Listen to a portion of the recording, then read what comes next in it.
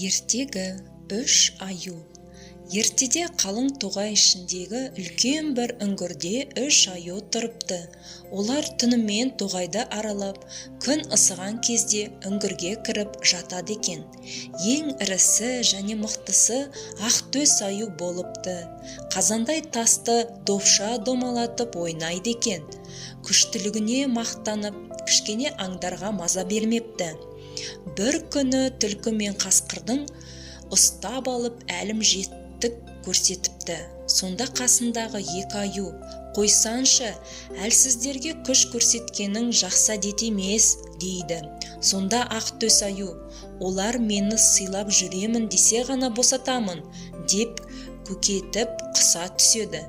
Жандары қиналған түлкі мен қасқыр: "Ағатай, жіберіңізші, сыйлап жүретін боламыз", деп өтінеді. Аю оларды жіберіп, өзінің бұл әрекетіне әбден риза болған күйі тоғайды жалғыз аралауға кетеді. Кешке таяу алдынан бір топ қасқыр шығып таламақшы болады.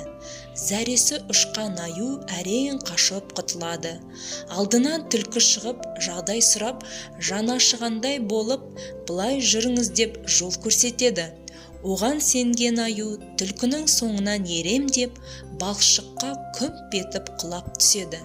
Сонда түлкі: "Сен ана жолы маған жазықсыз жәбір көрсетіп едің, сол үшін сазайыңды тартқыздым", деп кетіп қалады.